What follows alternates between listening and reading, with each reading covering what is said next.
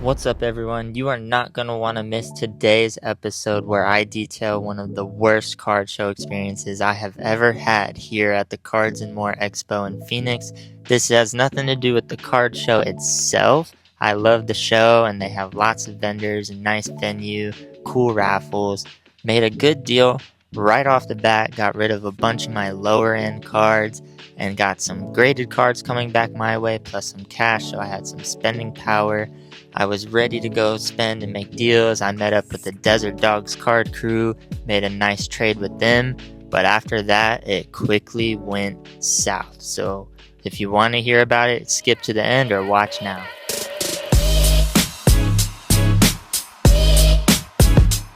What's up, everyone? We are back now from the Cards and More card show that visits Phoenix every couple of months. If you remember all the way back to my first ever card show video, it was actually at that Cards and More tour, I think that's called. It was actually in Tempe the first time it came around when I was there. I think it was back in March now. But this is my second time going to this show, and now they're in a much bigger hotel down in Glendale, and it was a huge event. I'm sure as you saw from my clips, you could see how many tables there were.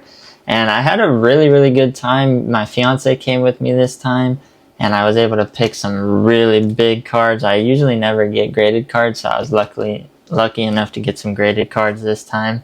And I actually had like one of my weirdest experiences ever as a card dealer / buyer. So I'll save that for the end of the video. I'll go ahead and get into this. But one of my first trades, or really I only made 2 trades. So this was my first trade. I actually did nothing but cards. There's a lot of cards on my end. I'll show you some of those clips. I'll pop it up and some of the pictures. I traded things like a Paolo Banchero, blue, cracked ice, rookie. It was raw. There was a Fernando Tatis numbered card in there. A couple other kind of raw cards that I found in like $1, $2 bins that I could flip for $5 to $10. And he had accepted a lot of those cards for like $5 to $10. So it was a really good deal for me in terms of unloading a lot of cards that I've been picking up specifically to sell, and I was able to like take some raw cards and get some graded cards, which I was happy about. And then he also gave me $10 cash, so I got these 2 plus $10 for all of those cards. So the first one was this Patrick Mahomes reactive orange. It was that Super Bowl year, which I think hopefully will help me. It's a Gem Mint 10. I really like this card. I think it's cool. Picked it up for like 60 value. Hopefully in the season, I'm hoping it goes up. This Chet one is weird. It's a PSA 10, second year, Jam Masters. Not really like a high value card whatsoever, but I think it still like looks pretty cool just visually. You'd think it would go for a little bit more, but this is really like a $20 to $50 card on a good day, surprisingly. But I got that for like $30 trade value. That's why I got the cash on top of that trade, just because I wasn't really seeing it worth picking up this card. So he threw cash on top as well. So hopefully with them winning the championship, I'm able to flip this a little easier.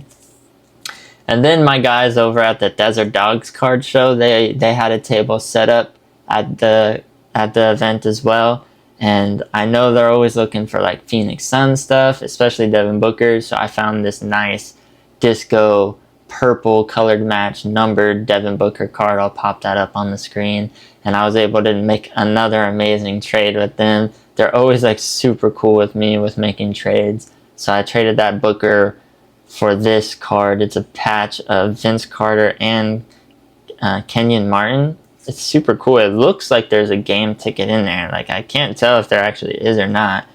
You can usually tell there's a ripped part there. It looks like it was ripped off. But either way, this is still a super sick card.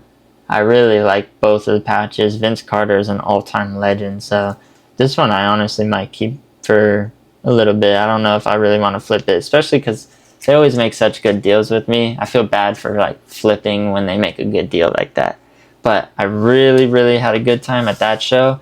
And now time for that weird story. I don't know if this has ever happened with any of you guys at a card show before. I haven't really been going to card shows for very long, so this is a first time experience for me. And y'all let me know in the comments if you think maybe I was in the wrong in this situation too.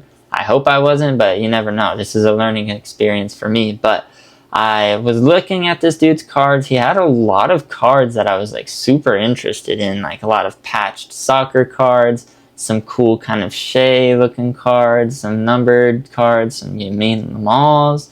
So I was like really looking into them, and we came to a deal of like a Lamine Yamal and a Shea.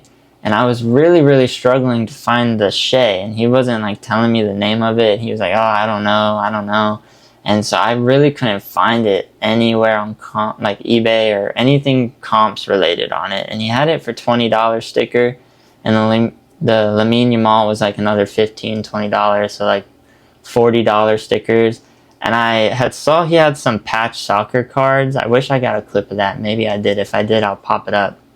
But it was like a couple random patches, and when I looked up the comps, they were selling for $2, $3, $4, $5, and he had them all listed at $25. And I was like, oh, that's a little off. And I asked him about that, and he was like, oh, those are wrong.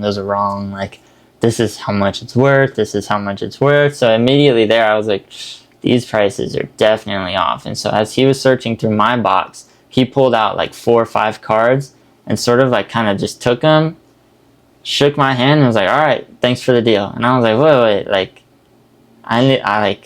we need to negotiate, like, what cards out of my stuff did you take? It was like kind of really weird. And so like when he shook my hand, I kind of like spaced out. I'm like, okay, the deal's done. So I walk away for a second or two, and I'm looking at the 2 cards. Like, I'm happy with the Lamine Yamal card. I really like Lamine Yamal. But it was the Shea that he has listed at like 20 or 25, and I could not find it. And once I finally found it, it was like a $2, $3, $4, $5 card. And I was like, bro, I just traded him easily like $40, $50 in cards, what I thought was even. And now I'm getting like this little $5 card. I was not really pleased. I'll put it at like mildly. I was not pleased, and I felt a little ripped off. So I walked back to the booth and I said, like, listen, I need to see my cards back because your prices are just way off. And I remembered from the patches when I was at his table and how off his stickers were. I was like, this is not a good way to make business or deals. Like, and then he's all mad and pissy with me, and whenever he's like, just take your cards back then and I'll take mine, and kind of just like got all mad about it. But to me, I was mad, like, your prices aren't good at all. Like, where are you making your prices at? So I got my cards back, thankfully, in the end. I was happy with that.